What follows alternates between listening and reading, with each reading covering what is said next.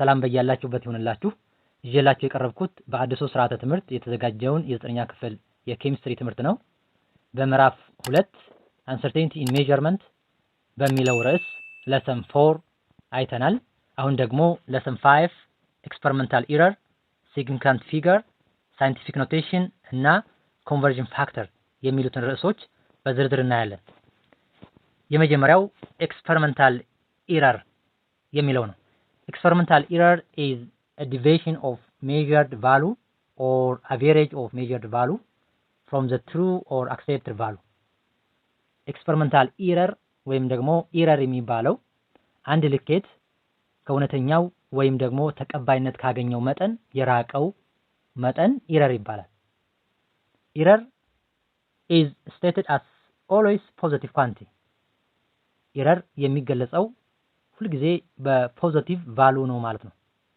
ምክንያቱም ኢረር ማለት ኢኩዌሽኑ the absolute value of true value minus measured value or average value። ስለዚህ በአብሶሉት ቫሉ ስለሆነ ሁልጊዜ ፖዚቲቭ ቫሉ ነው ማለት ነው ኢረር።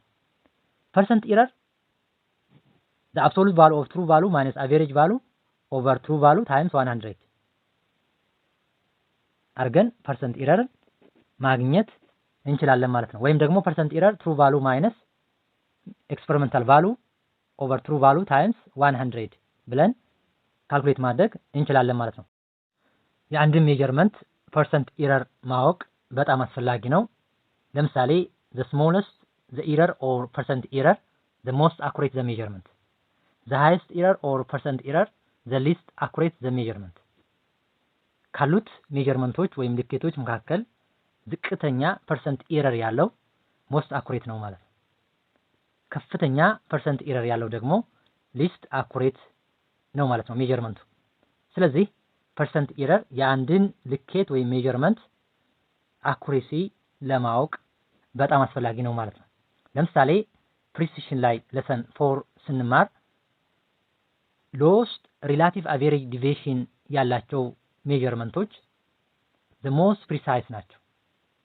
highest relative average deviation ካላቸው ደግሞ least precise the measurement ናቸው ማለት ነው። ስለዚህ relative average deviation to know or to indicate the precision of the measurement የአንድን ሜዠርመንት precision ለማወቅ relative average deviation በጣም አስፈላጊ እንደሆነ ሁሉ percent error ማወቅ ደግሞ accuracy of the measurement ለማወቅ ወይም ደግሞ ለመተንበይ ያስፈልጋል ማለት ነው። ኢረር ካን ቢ ክላሲፋይድ አስ ራንደም ኢረር ኤንድ ሲስተማቲክ ኢረር። ኢረር እንግዲህ በሁለት ይከፈላል፣ ራንደም ኢረር እና ሲስተማቲክ ኢረር ነው። የመጀመሪያው ራንደም ኢረር የሚባለው ነው። ራንደም ኢረር ማለት ተለዋዋጭ ዝንፈት ማለት ነው። ተለዋዋጭ ዝንፈት ማለት arises from uncontrolled variables in measurement። መነሻው በውል አይታወቅም፣ አንኮንትሮልድ ነው። ይሄ ነው ተብሎ መነሻው አይታወቅም ማለት ነው። it has no known cause መንስኤውን ማወቅ አይቻልም፣ ወይም ደግሞ መንስኤውን በውል ማወቅ አይቻልም ማለት ነው።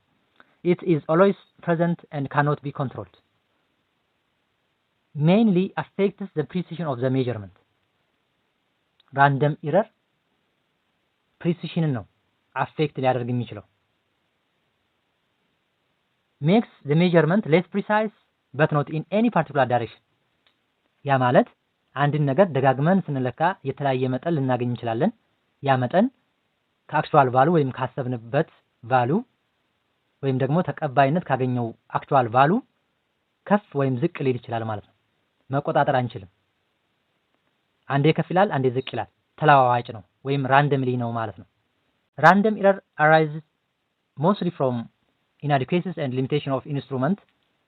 ራንደም ኤረርን ማስወገድ አንችልም፣ ነገር ግን መቀነስ እንችላለን። መቀነስ የምንችልባቸው ዘዴዎች አሉ። እነዛ ዘዴዎች የተለያዩ ተስማሚ የሆኑ ቴክኒኮችን በመጠቀምና አንድን ልኬት ደጋግመን በመለካት ከዛ በኋላ አቬሬጁን በመውሰድ መቀነስ እንችላለን ማለት ነው። The second type of error is systematic error.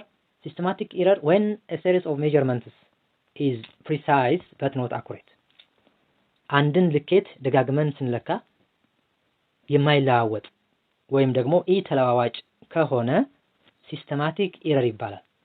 ያ ሜዠርመንት ፕሪሳይስ ሊሆን ይችላል፣ ነገር ግን ኖት አኩሬት አይደለም ማለት ነው። lie only in one direction or fall only in one direction produce values that are either entirely higher or smaller than the actual value. ሲስተማቲክ ኢረር በአንድ ዳይሬክሽን ላይ ብቻ ነው ፎል የሚያደርገው ወይም ላይ የሚያደርገው። ያ ማለት ፕሮዱስ ቫሉ ዛት አር አይዘር ኢንታየርሊ ሃየር ኦር ስሞለር ዛን ዘ አክቹዋል ቫሉ። ከአክቹዋል ቫሉ ሁሉም ከፍ ሊል ይችላል ወይም ደግሞ ሁሉም ዝቅ ሊል ይችላል ማለት ነው። ይሄ ሲስተማቲክ ኢረር ይባላል ማለት ነው። cause all the results to be error in the same sense ሁሉም ሪዛልቶች ወይም ሁሉም ቫልዩዎች በአንድ አይነት ሴንስ ነው ማለት ነው ስህተት የሚፈጠረው። can be caused by faulty instrumentation or faulty technique መንስኤው ካሊብሬትድ ያልሆነ ኢንስትሩመንት እና ጥንቃቄ የጎደለው ቴክኒክ ለሲስተማቲክ ኢረር መንስኤ ሊሆን ይችላል ማለት ነው። ሲስተማቲክ ኢረር affect the accuracy of the experiment or the measurement ሲስተማቲክ ኢረር ተጽዕኖ የሚያሳድረው አኩሬሲ ላይ ነው ማለት ነው። ሲስተማቲክ ኢረር arise from the instrument or personal error ሲስተማቲክ ኢረር ኢንስትሩመንታል ኢረር ሊሆን ይችላል፣ ፐርሰናል ኢረር ሊሆን ይችላል ማለት ነው። ሲስተማቲክ ኢረር ከለየን መኖሩን ካወቅን ማስወገድ እንችላለን። በምንድን ነው የምናስወግደው? አንደኛ ኤክስፐሪመንታል ሜቶድ፣ የተለያዩ ኤክስፐሪመንታል ሜቶዶች አሉ። እነዛን ኤክስፐሪመንታል ሜቶዶች ቤስት ሜተድ የሆነውን መምረጥ ያስፈልጋል ማለት ነው። ሁለተኛ ክሮስ ካሊብሬሽን ኦፍ ዘ ኢንስትሩመንቱን ካሊብሬት ማድረግ አለብን። መስራትና አለመስራቱን ማረጋገጥ አለብን ማለት ነው። ቼክ ማድረግ ይኖርብናል ማለት ነው። ኤግዛሚኔሽን ኦፍ ቴክኒክስ የተለያዩ ሲውቴብል የሆኑ ቴክኒኮች አሉ። እነዛን ቴክኒኮች በመምረጥ ሲስተማቲክ ኢረርን መቀነስ ወይም ደግሞ ማስወገድ እንችላለን ማለት ነው። ሰመሪ ኦፍ ራንደም ኢረር ኤንድ ሲስተማቲክ ኢረር በራንደም ኢረር እና በሲስተማቲክ ኢረር መካከል ያለውን ልዩነት እንደ ማጠቃለያ በሰንጠረዥ መልክ ማየት ትችላላችሁ። ራንደም ኢረር የሚባለው ሲምፕሊ አፌክትስ ዘ ፕሪሲሽንን ነው አፌክት የሚያደርገው። ኮዝ ሪፕሊኬት ሪዛልትስ ቱ ፎል ኦን አይዘር ሳይድ ኦፍ ዘ ሚን ቫሉ በሚን ቫሉ ፎል የሚያደርገው ወይም ላይ የሚያደርገው በአንድ ዳይሬክሽን ሳይሆን በሁለት ዳይሬክሽን ነው። ያ ማለት ከሚን ቫሉ ሁሉም ዝቅ ሊል ይችላል ወይም ደግሞ ሁሉም ከፍ ሊል ይችላል ማለት ነው። ካን ቢ ኤስቲሜትድ ዩዚንግ ሪፕሊኬት ሜዠርመንትስ እንግዲህ ኤስቲሜት ልናደርግ የምንችለው አንድን ልኬት ደጋግመን በመለካት ነው ማለት ነው። ከዛ አቬሬጁን በመውሰድ ነው ማለት ነው። ካን ቢ ሚኒማይዝድ ባይ ጉድ ቴክኒክ በት ኖት ኤሊሚኔትድ ማስወገድ አንችልም፣ ነገር ግን የተለያዩ ቴክኒኮችን በመጠቀም መቀነስ እንችላለን ማለት ነው። ራንደም ኢረር ቦዝ ኮዝድ ባይ ቦዝ ሁማንስ ኤንድ ኢኩዊፕመንት መንስኤ ሊሆን ይችላል ማለት ነው። ሲስተማቲክ ኢረር የሚባለው ፕሮዱስ ቢያዝ ይፈጥራል ሲስተማቲክ ኢረር። ያ ማለት overall deviation of the result from the true value even when random errors are very small ራንደም ኢረር በጣም ትንሽ ቢሆንም እንኳ ሲስተማቲክ ኢረር ሊፈጠር የሚችለው ከትሩ ቫሉ በጣም ያፈነገጠ ይሆናል ማለት ነው። በጣም የራቀ ይሆናል፣ ዲቬት ያደርጋል ማለት ነው። ይሄ ቢያዝ ሊፈጠር ይችላል ማለት ነው። cause all results to be affected in only one direction በአንድ አይነት ዳይሬክሽን all ሁሉም ሃይ ሊሆን ይችላል ወይም ሁሉም ሎው ሊሆን ይችላል። ከማን ከትሩ ቫሉ። ይሄ ሲስተማቲክ ኢረር ነው። ተለዋዋጭ የሆነ ስህተት ነው ማለት ነው። cannot be detected simply by using replicate measurement ደጋግመን ብንለካ እና አቬሬጁን ብንወስድ ተመሳሳይ የሆነ ቫልዩ ስለሆነ የምናገኘው በዚህ መቀነስ አንችልም ማለት ነው። ደጋግመን ስንለካ ተመሳሳይ የሆነ ውጤት ወይም ቫልዩ ልናገኝ እንችላለን። ስለዚህ ደጋግመን በመለካት ማወቅ አንችልም ማለት ነው። ሲስተማቲክ ኢረርን ካን ቢ ኮሬክትድ መቀነስ እንችላለን። አሁን እንዳየነው የተለያዩ ስታንዳርድ የሆኑ ኢንስትሩመንቶችን እና ስታንዳርድ የሆኑ ሜቶዶችን ወይም ቴክኒኮችን በመጠቀም ሲስተማቲክ ኢረርን መቀነስ እንችላለን ማለት ነው። መንስኤው ከሰው ሊሆን ይችላል ወይም ከኢንስትሩመንት ሊሆን ይችላል። ሲግኒፊካንት ፊገርስ ዲፋይን ከማድረጋችን በፊት ማወቅ ያለብን ነገር አለ። there are two kinds of numbers ሁለት አይነት ቁጥሮች አሉ። numbers obtained by counting በመቁጠር የምናገኛቸው ቁጥሮች or from definition are exact numbers እነዚህ exact numbers ናቸው ማለት ነው። they are known to be absolutely accurate የሆኑ ቁጥሮች ወይም exact ቁጥሮች ይባላሉ። for example the exact number of people in enclosed room በአንድ በተዘጋ ክፍል ውስጥ ያሉ የህዝብ ቁጥር ለምሳሌ ኤግዛክት ነምበር ነው። ለምሳሌ በአንድ በተዘጋ ክፍል ውስጥ 51 ሰዎች ካሉ በዚህ በ51 በሚለው ቁጥር ላይ ምንም አይነት አንሰርቴኒቲ የለም፣ ኤግዛክት ነው ማለት ነው። dozen of eggs is defined as exactly 12 eggs no more no fewer አንድ ደርዘን እንቁላል ከተባለ 12 እንቁላሎችን ኤግዛክትሊ የያዘ ነው። ኖ ሞር ኖ ፊወር ከዚህ አይበልጥምም አያንስምም። ይሄ ኤግዛክት ነምበር ይባላል ማለት ነው።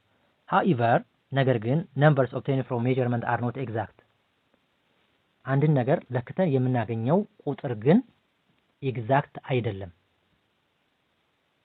uncertainty always exists in measured quantities uncertainty የሚኖረው በሜዠርድ ኳንቲቲ ላይ ነው ማለት ነው።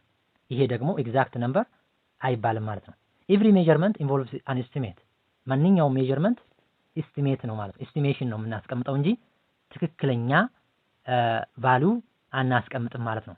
ለምሳሌ for example we may measure the volume of a given amount of liquid using graduated cylinder with a scale that gives uncertainty of 1 ml in the measurement የአንድን ሊኩዊድ ወይም ፈሳሽ ቮሊዩም ለመለካት ወይም ይዘት ለመለካት ግራጁዌትድ ሲሊንደር ብንጠቀም ያ ግራጁዌትድ ሲሊንደር በ1 ሚሊ ሊትር የተከፋፈለ ቢሆን ያ ማለት አንሰርቴኒቲው 1 ml ነው ማለት ነው። if the volume of the liquid is found to be 6 ml 6 ml ቢሆን የዚህን volume of liquid ሪፖርት ለማድረግ እንዴት እናደርጋለን? 6 ml uncertainty of plus or minus 1 ml ብለን እናስቀምጣለን ማለት ነው።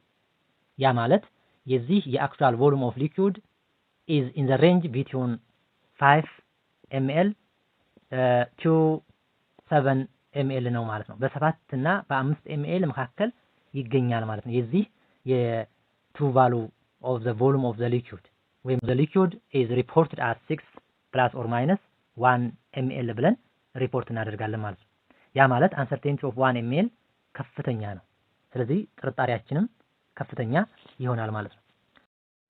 for greater accuracy we may use graduate cylinder that has finer division አኩሬሲያችንን ለመጨመር የምንጠቀመው ግራጁዌት ሲሊንደር በስሞል ዲቪዥን የተከፋፈለ ከሆነ በስሞል ዩኒት የተከፋፈለ ከሆነ አኩሬሲያችን ከፍተኛ ይሆናል ማለት ነው። ያ ማለት የምንጠቀመው ግራጁዌት ሲሊንደር ለምሳሌ በ0.1 ml ስኬል ካለው ወይም የተከፋፈለ ከሆነ አንሰርቴኒቲያችን ፕላስ ኦር ማይነስ 0.1 ይሆናል ማለት ነው። ያ ማለት ደግሞ አንሰርቴኒቲያችን ዝቅተኛ ይሆናል። አንሰርቴኒቲያችን ዝቅተኛ ከሆነ ደግሞ አኩሬሲያችን ከፍተኛ ይሆናል ማለት ነው። ስለዚህ የዚህ የሊኩዊድ ቮሊዩም 6.0 ይሆናል ማለት ነው። ሪፖርት በምናደርግበት ጊዜ ፕላስ ኦር ማይነስ 0.1 ml ብለን ሪፖርት ልናደርግ እንችላለን ማለት ነው። የዚህ የሊኩዊድ ቮሊዩም ወይም አክቹዋል ቮሊዩም ከ5.9 ml እስከ 6.1 ml ባለው ቫልዩ መካከል ይገኛል ማለት ነው። ስለዚህ 6 ፕላስ ኦር ማይነስ 1 ml ከሚለው ሜዠርመንት ጋር በምናወዳድርበት ጊዜ ከፍተኛ አኩሬሲ ያለው ሌስ አንሰርቴኒቲ ያለው ወይም ደግሞ ስሞል ዲቪዥን ያለው ሜዠርመንት ወይም ደግሞ ግራጁዌት ሲሊንደር ያለው ሜዠርመንት ነው ማለት ነው። in every case በማንኛውም ኬዝ the last digit is always uncertain የመጨረሻው ዲጂት ሁልጊዜ አንሰርቴን ነው፣ እርግጠኛ አይደለንም። አንሰርቴኒቲ እንግዲህ በተለያዩ ፋክተሮች አፌክት ሊሆን ይችላል። ያንን መለስ ብላችሁ ማንበብ ትችላላችሁ ማለት ነው። ለምሳሌ ሜዠሪንግ ዲቫይስ ላይ ሊሚቴሽን ካለ አንሰርቴኒቲ ሊፈጠር ይችላል። ወይም ደግሞ ዩዘርስ ስኪል ወይም ደግሞ የፐርሰናል ስኪል ወይም ደግሞ የሰውየው ስኪል ክህሎት ማነስ አንሰርቴኒቲ እንዲፈጠር መንስኤ ሊሆን ይችላል ማለት ነው። ጀነራሊ the smaller አንሰርቴኒቲያችን በጣም ስሞል ከሆነ ሞር ፕሪሲሽን ነው፣ ሞር አኩሬት ነው። but the last digit is always uncertain የመጨረሻው ዲጂት ግን ሁልጊዜ አንሰርቴን ነው ማለት ነው። ሌላው ማወቅ ያለባችሁ ነገር ለምሳሌ የአንድ ኦብጀክት እርዝመት 2.514 ሜትር ቢሆን አንሰርቴኒቲ ፕላስ ኦር ማይነስ 0.001 ሜትር ቢሆን የዚህ የአንሰርቴኒቲውና የዚህኛው የሜዠርድ ቫልዩ ዴሲማል ፕሌስ ተመሳሳይ ሊሆን ይገባዋል ማለት ነው። ካልሆነ ግን አምቢጊዮስ ይሆናል። ስለዚህ የአንሰርቴኒቲውን ዴሲማል ፕሌስ እና የሜዠርድ ቫልዩን ዴሲማል ፕሌስ ተመሳሳይ ሊሆን ይገባል ማለት ነው። ለምሳሌ የዚህኛው 1 2 3 ዴሲማል ፕሌስ ይኖረዋል፣ የዚህኛው 3 ዴሲማል ፕሌስ ይኖረዋል ማለት ነው። ስለዚህ አንሰርቴኒቲያችን ዝቅተኛ በሆነ ስሞለር በሆነ ቁጥር አኩሬሲያችን ከፍተኛ እየሆነ ይሄዳል ማለት ነው። In general, significant figures are digits that are correctly indicate the precision of the measurement. Significant figure ማለት ዲጂቶች ናቸው። የአንድን ሜዠርመንት የአንድን ልኬት ፕሪሲሽን በትክክል ለመጠቆም ለማሳየት ይጠቅማል ማለት ነው። significant figure show both the limits of accuracy አኩሬሲውን በትክክል ለማወቅ ይጠቅማል። where uncertainty begins አንሰርቴኒቲ ከየት ነው የሚጀምረው የሚለውን ለማሳየት ከፍተኛ ጥቅም ይኖረዋል ማለት ነው። significant figure it is important to indicate the margin of error in measurement by clearly indicating the number of significant figure የአንድን significant figure ኢንዲኬት በማድረግ በመጠቆም የአንድን ሜዠርመንት ማርጂን ኦፍ ኢረር ለመጠቆም ከፍተኛ ጥቅም ይኖረዋል ማለት ነው። ጋይድላይንስ ቱ ዲተርማይን ዘ ነምበር ኦፍ ሲግኒፊካንት ፊገርስ የአንድ ሜዠርመንት ቫልዩ ሲግኒፊካንት ፊገር ዲተርማይን ለማድረግ ጋይድላይኖች አሉ ወይም ህጎች አሉ። እነዛን ህጎች ምሳሌ በመስጠት እናያለን። the first guideline is the zero precede the first non-zero digit they are not significant ዜሮ ፈርስት ነን ዜሮ ዲጂቶችን ቀድመው ከመጡ ሲግኒፊካንት አይደሉም ይላል። ለምሳሌ ኤግዛምፕል 0.01 ካልኩኝ ይሄ ሁለቱ ዜሮዎች ነን ዜሮ ዲጂትን ቀድመው ስለመጡ ሲግኒፊካንት አይደሉም። ስለዚህ ይሄ አንድ ሲግኒፊካንት ፊገር ይኖረዋል ማለት ነው። ያ ማለት አንድ ቁጥር ብቻ ማለት ነው። second guideline if the zero are between non-zero digits they are significant ዜሮ ደግሞ በሁለት ነን ዜሮ ዲጂት መካከል ከመጡ ሲግኒፊካንት ናቸው ይላል። ለምሳሌ 2002 ካልኩኝ እነዚህ ሁለት ዜሮዎች በሁለት ነን ዜሮ ዲጂት መካከል ስለመጡ አራት ሲግኒፊካንት ፊገር ይኖረዋል ማለት ነው። ሶስተኛ guideline the third guideline if the zero follow non-zero digit there is ambiguity if no decimal point is given ሶስተኛ ጋይድላይን ዜሮ ከነን ዜሮ ዲጂት ቀጥሎ ከመጣ አምቢጊቲ ነው ዴሲማል ፖይንት ካልተሰጠ። ለምሳሌ 400 ካልኩኝ እነዚህ ሁለት ዜሮዎች ከነን ዜሮ ዲጂት ቀጥለው የመጡ ናቸው። ስለዚህ እነዚህ አምቢጊቲ ነው ማለት ነው ዴሲማል ፖይንት ካልተሰጠ። ወይም ይሄ ቁጥር 400.0 ካል አራት ሲግኒፊካንት ፊገር ይኖረዋል። ወይም ደግሞ ይህን አምቢጊቲውን ለመቀነስ to reduce ambiguity you have to write in scientific notation ወይም ደግሞ በሳይንቲፊክ ኖቴሽን መጻፍ አለበት ወይም ደግሞ ዴሲማል ፖይንት መሰጠት አለበት። ካልሆነ ግን አምቢጊየስ ነው። ይሄ ቁጥር ለምሳሌ 400 ሁለት ሲግኒፊካንት ፊገር ሊኖረው ይችላል፣ 3 ሲግኒፊካንት ፊገር ሊኖረው ይችላል፣ አንድ ሲግኒፊካንት ፊገር ሊኖረው ይችላል። እንዴት ይኖረዋል? ለምሳሌ 400ን በሳይንቲፊክ ኖቴሽን በምንጽፍበት ጊዜ 400 ይሄ ማለት 4 ታይምስ 10 the power of 2 ብዬ ልጽፍ እችላለሁ። ይሄ ለምሳሌ አንድ ሲግኒፊካንት ፊገር ይኖረዋል። 4.00 ታይምስ 10 the power of 2 ብዬ ልጽፍ እችላለሁ። ይሄ 3 ሲግኒፊካንት ፊገር ይኖረዋል ማለት ነው። ወይም ደግሞ 4.0 ታይምስ 10 the power of 2 ብዬ ልጽፍ እችላለሁ። ይሄ ሁለት ሲግኒፊካንት ፊገር ሊኖረው ይችላል ማለት ነው። ይህን ውስብስብ ነገር ለመቀነስ ምን ማድረግ አለብን? ወይም በሳይንቲፊክ ኖቴሽን መጻፍ አለብን ወይም ደግሞ ፖይንት መስጠት ይኖርብናል ማለት ነው። the fourth one none zero digits are always significant none zero digitoች ሁሉ ጊዜ ሲግኒፊካንት ናቸው ማለት ነው። ለምሳሌ 444 ካልኩኝ none zero digit ናቸው፣ 3 ሲግኒፊካንት ፊገር ይኖረዋል ማለት ነው። fifth if the number is greater than 1 ቁጥሩ ከአንድ ከበለጠ የመጀመሪያው ቁጥር then all the zeros right and the right of the decimal point count as significant figure ቁጥሩ የተሰጠው ቁጥር ከአንድ ከበለጠ ለምሳሌ 2 ከሆነ ከዛ በኋላ all the zeros right and to the right of decimal point ሰጠሁኝ። ከዚህ በኋላ ዜሮ ብደረድር እነዚህ ዜሮዎች እንደ ሲግኒፊካንት ፊገር ይቆጠራሉ ማለት ነው፣ ከነጥብ በኋላ በስተቀኝ በኩል ከሆኑ። ስለዚህ ይሄ ስንት ሲግኒፊካንት ፊገር ይኖረዋል? 4 ሲግኒፊካንት ፊገር ይኖረዋል ማለት ነው። ሩልስ ፎር ራውንዲንግ ኦፍ ነምበር አንድን ሜዠርድ ቫሉ ራውንድ ኦፍ ለማድረግ ህጎች አሉ። እነዛን ህጎች እናያለን ማለት ነው። የአንድ ልኬት ሜዠርድ ቫሉ በትክክለኛ ሲግኒፊካንት ፊገር ወይም ደግሞ በዴሲማል ፕሌስ ራውንድ ኦፍ አድርጎ ማስቀመጥ ይጠበቅብናል ማለት ነው።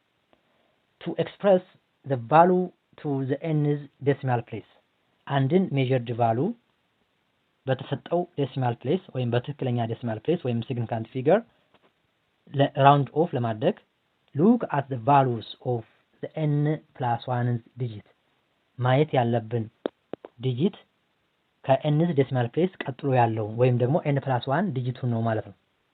በዚህ መሰረት እነዚህ ህጎች አሉ፣ 3 ህጎች አሉ። እነዚህን 3 ህጎች እናያለን። if the n+1 digit is 4 or less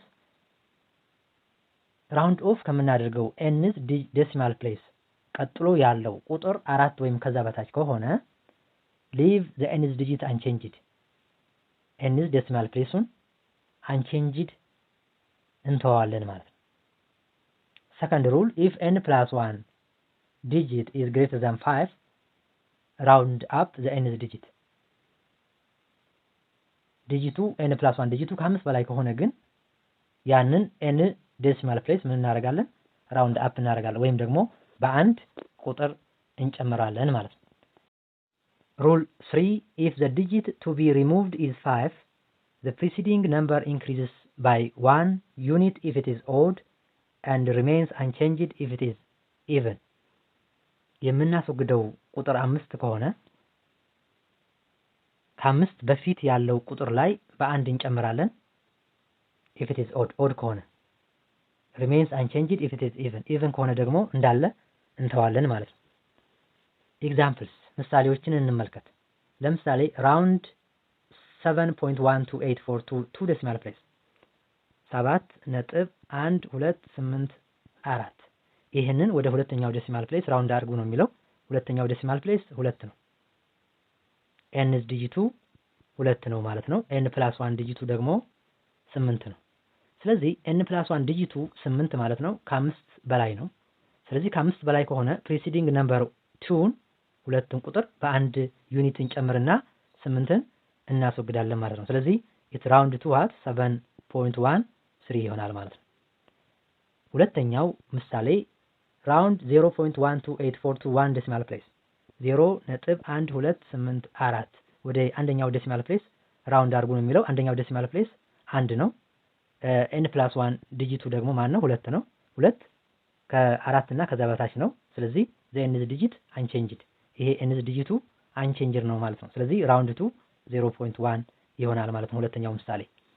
ሶስተኛው ምሳሌ ሶስተኛው ህግ ጋር ይመሳሰላል። round 26.895 to 2 decimal place 26.895ን ወደ ሁለተኛው ዴሲማል ፕሌስ ራውንድ አድርጉ ነው የሚለው። ሁለተኛው ዴሲማል ፕሌስ ማን ነው? 9 ነው። ስለዚህ የምናየው ቁጥር 5 ነው። ከ5 በፊት ያለው ቁጥር 9 ኦድ ከሆነ እዚህ ኦዱ ቁጥር ላይ በአንድ ዩኒት እንጨምራለን ይላል። ስለዚህ ይሄ 5 በፊት ያለው 9 ቁጥር ኦድ ስለሆነ 9 ላይ አንድ እንጨምራለን፣ 5ን እናስወግዳለን ማለት ነው።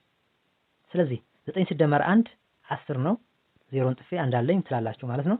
ከዛ 8 ላይ ሲደመሩ 9 ይሆናል ነጥብ 26። ስለዚህ ይሄ ቁጥር ራውንድ ሲሆን it round to 26.90 ይሆናል ማለት ነው። significant figure in computation or calculation አንድን significant figure compute ወይም calculate በምናደርግበት ጊዜ የመጨረሻ ሪዛልቱን ማስቀመጥ ያለብን በትክክለኛ ዴሲማል ፕሌስ ወይም ደግሞ significant figure round off አድርገን ማስቀመጥ ይጠበቅብናል ማለት ነው። For addition and subtraction the answer is placed with the least number of decimal place አንድን significant figure ስንደምር እና ስንቀንስ የመጨረሻ መልሱን ማስቀመጥ ያለብን በአነስተኛ decimal place ነው ማለት ነው።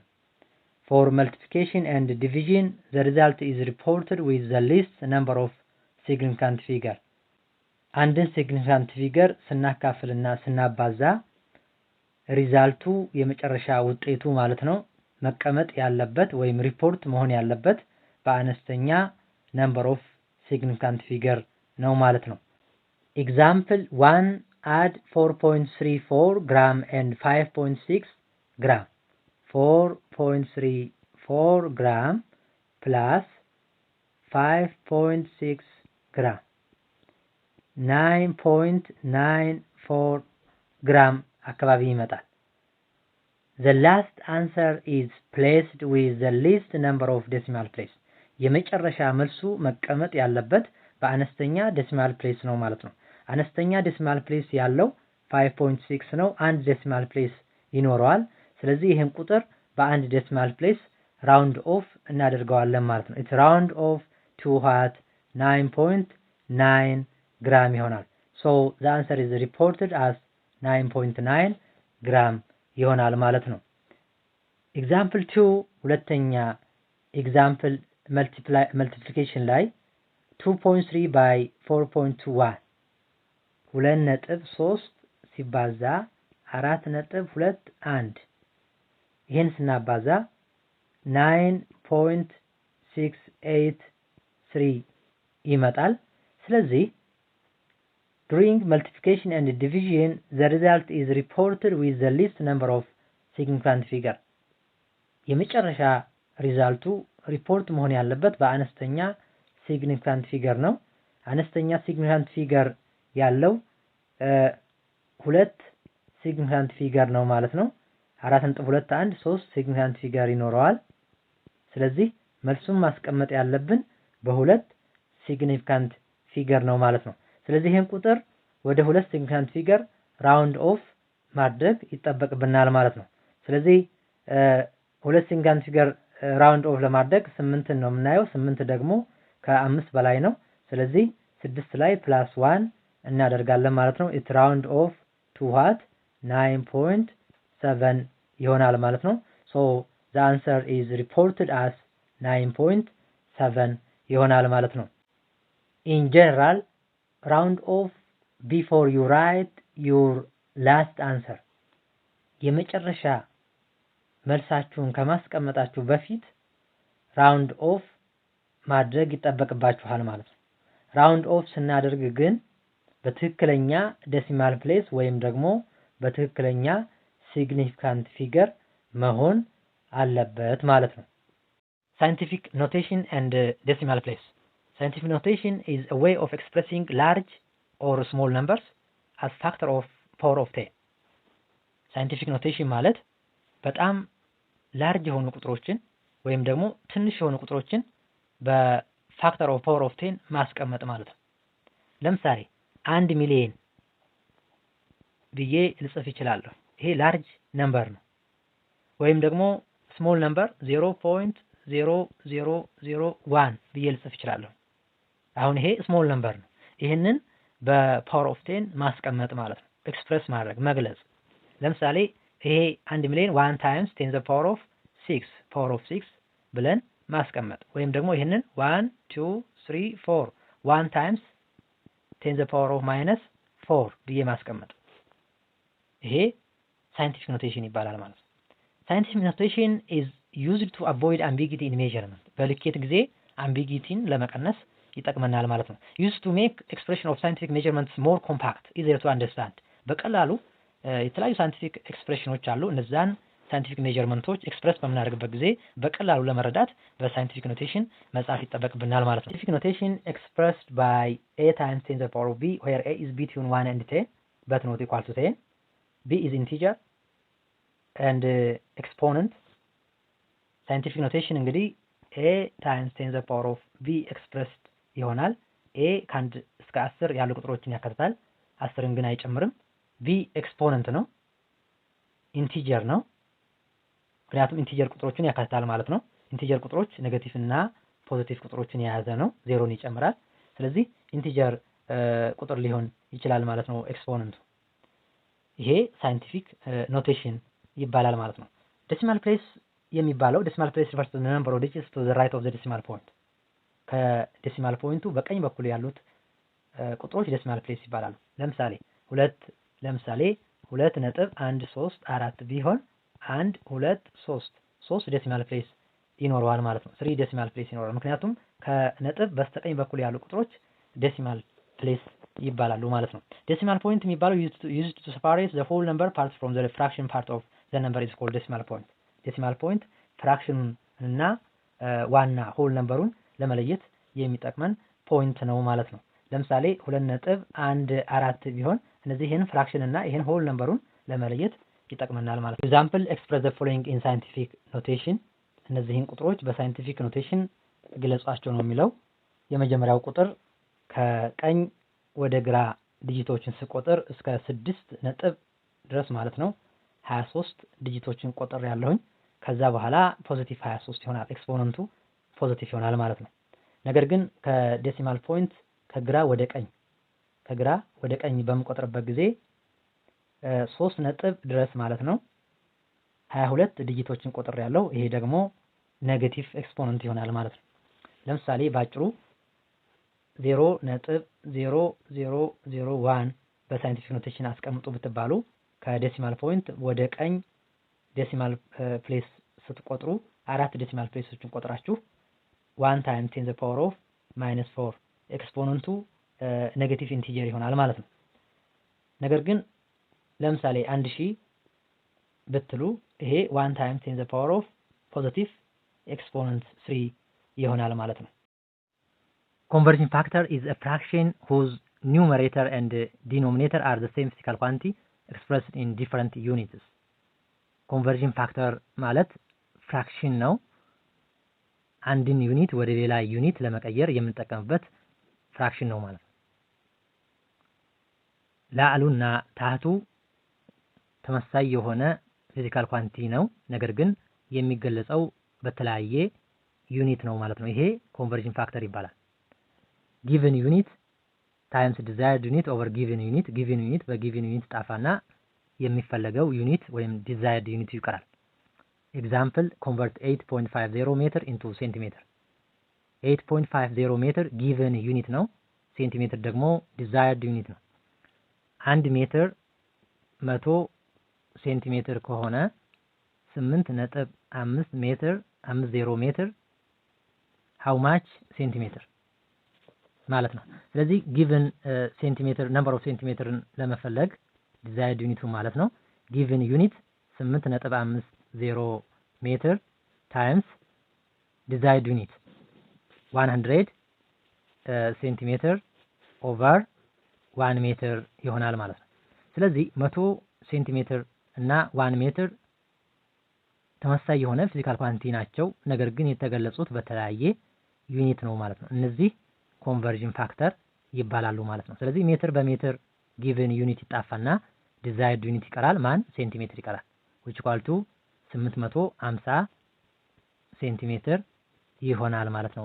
ኤግዛምፕል 2 the distance between two carbon atoms in diamond is 154 picometer. What is the distance between the carbon atoms in millimeter? 154 ፒኮሜትርን ወደ ሚሊሜትር ቀይሩ ነው ባጭሩ ማለት ነው። ይሄ ጥያቄ መጀመሪያ 1 ፒኮሜትር ማለት 10 the power of -12 ሜትር ነው። 1 ሚሊሜትር ማለት ደግሞ 10 the power of -3 ሜትር ጋር እኩል ነው። ስለዚህ እነዚህ ሚሊሜትር እና ሜትር ተመሳሳይ የሆኑ ፊዚካል ኳንቲቲ ናቸው። ስለዚህ እነዚህን ፊዚካል ኳንቲቲዎች ለነዚህ ባካፍላቸው ምንም አይነት ለውጥ የላቸው፣ ምክንያቱም እነዚህ እኩል ፊዚካል ኳንቲቲ ስለሆኑ ማለት ነው። ስለዚህ ለ1 ሚሊሜትር ሲካፈል 10 to the power of -3 ሜትር ማድረግ ይችላሉ ማለት ነው። ሜትር በሜትር ይጣፋል። እቺ -3 +3 ትሆናለች እዚህ ጋር ማለት ነው። ስለዚህ 1 ፒኮሜትር ሲካፈል ለ1 ሚሊሜትር which equal to 10 to the power of -9 ይሆናል ማለት ነው። -12 +3 -9 ይሆናል። ይሄን ክሪክሮስ ስታደርጉት ምን ይሆናል? 1 ፒኮ ሜትር ማለት 10 to the power of -9 ሚሊ ሜትር ማለት ነው።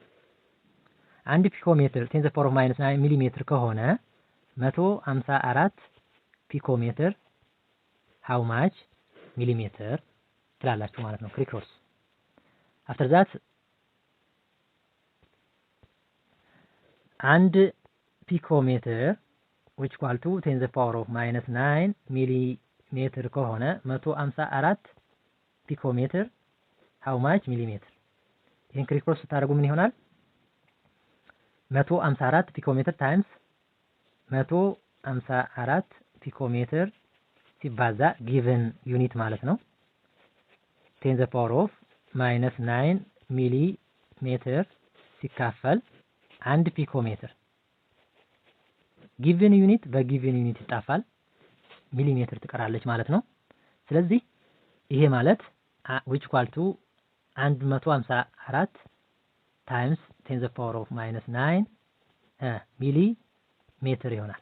ስለዚህ ከዚህ ወደ ግራ ስንመጣ ሁለት ስቴፕ which equal to 1.54 ሲባዛ 10 to the power of -7 ሚሊ ሜትር ይሆናል ማለት ነው። ይሄ ትክክለኛ አንሰሩ ይሆናል። so the answer will be C ይሆናል ማለት ነው። አሁን ይሄ 10 to the power of -9 ሚሊ ሜትር ኦቨር 1 ፒኮ ሜትር የሚለው ኮንቨርዥን ፋክተር ነው ማለት ነው። ይሄ ኮንቨርዥን ፋክተር ነው።